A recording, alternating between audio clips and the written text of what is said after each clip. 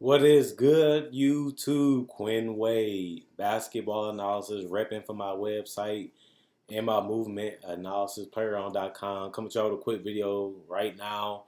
We're going to do another playoff predictions as we get ready for the champion to be crowned within the next couple of weeks and months. We're going to get hyped again for Utah versus Denver. This was a series that I did not see coming. I thought that Denver would be up in that two spot. And it was mainly because I seen that the Clippers really continued to show that they could care less of being number two in the West throughout the regular season and throughout the seeding games. Although I did have Denver making it to the third, I also had Utah making it sixth. When the seeding games got announced, I thought it would fall into that, and it ended up happening. Um, Denver and Utah will be playing against each other, and this is a series I think will be going a little quicker on, just because I think Denver is obviously the better team. I feel like things fell right into place for them, as I do think they're a good matchup for a team like Utah, where they have had a lot of success against Utah. They don't have Bogdanovich. Mike Conley has played better compared to the regular season, and Donovan Mitchell is a little bit more containable than other superstars, even though he can get you buckets and take over games.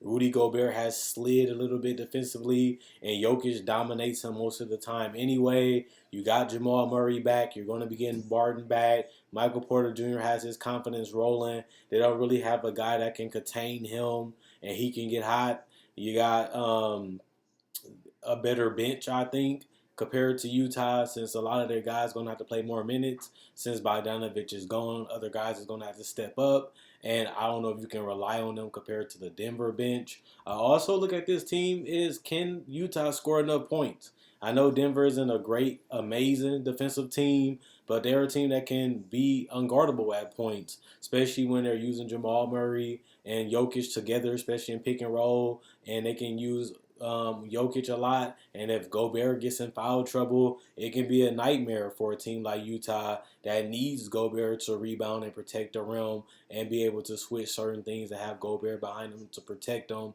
But when you have a guy like Jokic that is not scared of Gobert and not scared to go one on one, and has had success against him, it just makes it tougher for Utah to really have any favorable matchups in this series. And you look at the fact that Gary Harris has been probably their best perimeter defender outside of some other wings that they have.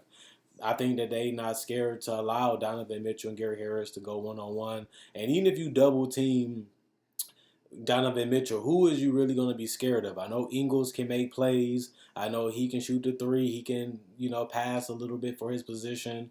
I know that Mike Conley can hurt you about one or two games, but will he actually have one of those games where everything is falling and he just torches you to the point you lose the game? I don't think so, because I think if he steps up, Denver has enough pieces and they have enough on their team to where they can make up that difference throughout, other guys pitching in. I like Jordan Clarkson and what he brought to this Utah team. I think exactly what they needed is exactly what he brought to the table, giving them a guy that can come in and give them double-digit points off the bench and stretch the floor and play off the ball, but also playing on the ball, especially when guys is not feeling it. He can get some shots going, and once Jordan Clarkson is feeling himself, once he sees that ball goes into the basket, he's on another level confidence-wise, and they allow him to be himself and let that thing fly continuously, and he can be a guy that you do have to pay attention to.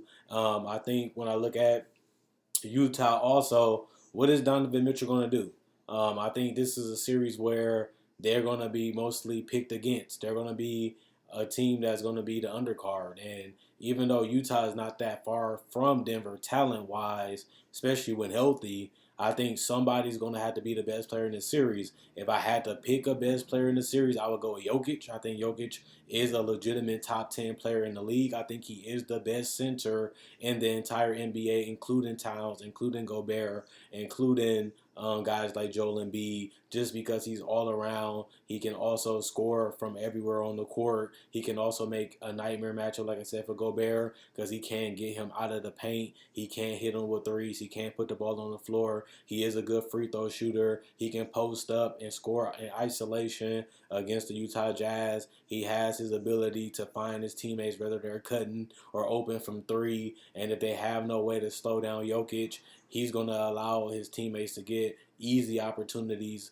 and that's going to make it even tougher for Utah to keep up. Like I said, I just don't see Utah being able to score enough points. The only way they're going to really win games is if they slow it down and force Denver to play half court and really try to play some ugly, muck it up, grind it out defense to force them to slow it down and take away those transitions, take away those threes, and make them move the ball a little bit more. And you're just going to have to rely on your defense. Quinn Snyder is a genius. He's one of my favorite coaches in the league. He just don't have enough, in my personal opinion, to beat a team like Denver 4 times to advance in the series. If no major injuries happen and nothing crazy happen like an ejection or a suspension, I think Denver is the better, well-rounded, balanced, and just have a little bit more than what the Utah Jazz can bring to the table. And I will have the Denver Nuggets winning this in about 5. I just don't see Gobert and Mitchell being enough of a duo, especially with both of them sliding a little bit, even though they both was all-stars. They just don't seem engaged. They just don't seem focused. They don't have that will. They just don't have that want. And even when they're losing games, I don't see that fight in them. I just see them continue to do what they do, but they never upped it up to that next level that we thought this team could possibly get. And I think that that's one reason why a lot of us are disappointed. This team was a top 4 team in the West, and now they're coming in as a 6 seed. That just shows you that they haven't been cohesive, they haven't been on the same page, and they just haven't been able to figure out how to get the best out of their talent on both ends of the court. And it's not even about Utah offense. Their defense has slipped as an entire team. And if Denver can find ways to exploit them, if Denver can find ways to get a 5 to 6 point lead, it's just hard for me to see Utah scoring enough points and getting enough stops to where they can overcome those type of runs that Denver is capable of making. And I think that that's one of the biggest reasons why I don't really see Utah being able to beat Denver in a 7-game series at this point. Now, if they was healthy, and if they was playing the way they was playing at the beginning of the year defensively, then yeah, I can definitely see Utah being in the top 4 instead of being the 6th seed. But I also can see them beating Denver. But the way they've been playing lately is a little lackadaisical, a little bit unmotivated, and to me, I just don't see them figuring it out now if they haven't been able to figure it out throughout the whole entire season. And it's unfortunate because I was high on Utah.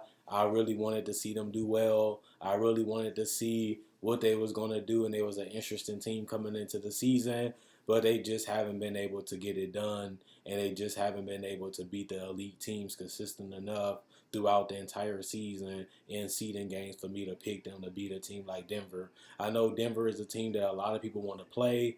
Denver is a team that a lot of people think you would rather play compared to teams like the Clippers, the Lakers, and Houston.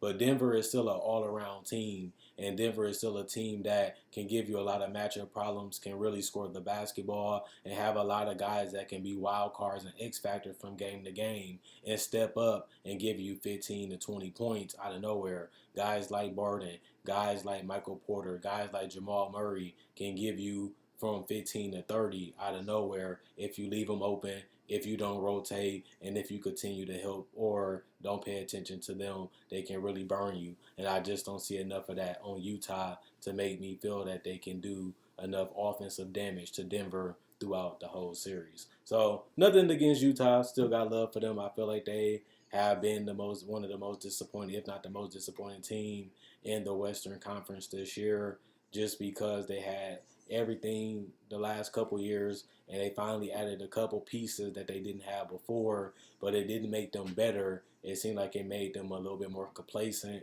and I feel like that attitude and that way that they played throughout this year, it just don't add up to being elite team. And I feel like Denver might not be the championship contender that their record might suggest or what they have been the last couple years. But I do feel like Denver is the better team. And I feel like Utah, they have the talent, they have the coach. They just haven't been able to figure it out as a unit, as an organization. It has been nothing but a failure this year. And if they get put out in the first round, I think that's going to be disappointing. But also that just makes you look at this team and try to figure out what can they do to fix it. And it's not that easy. And it's not going to be easy to try to figure out how to reconstruct this roster if they do decide to make changes. But they got to figure out what they're going to do, how they're going to figure out how to build this roster to eventually get into a championship contender, which I thought they was closer to this year than any other year in the last couple of decades. But they still fell short, and the first round exit won't help that thought process either going into this summer if it does happen to Denver. Other than that, check out my website, analysisplayground.com. Link will be in the description, comment section below. Check out my Facebook page, analysisplayground.com. Link will be in the description, comment section below. Like on Facebook to show support. Also, like this video and share. It's a small little thing I ask you guys to do to support the channel. Thank you for everybody that continue to do it. And if you like this video and you enjoyed it, check out my older videos. I got over 1,000 videos on my channel. There you can find videos just like discussions, top 10 free agency trade deadline, summer league, playoff predictions like this, but also NBA breakdowns of footage of players, legends, rookies, summer league, everything. I try to cover everything every day. So if you like diversity, you like NBA content, you can't get enough, you can't live without it, this is the channel for you as I try to give you something different every day. And I keep trying to mix it up throughout the months and throughout the years to continue to keep the channel going. So if you love this channel, find a way to support it your own way. I love it. I appreciate it. And if you like this video, like my other videos, why not subscribe, become part of the family? Other than that, Quinn Wade Basketball Analysis, I'm signing out, and I'll be coming to y'all with another playoff prediction in a little bit.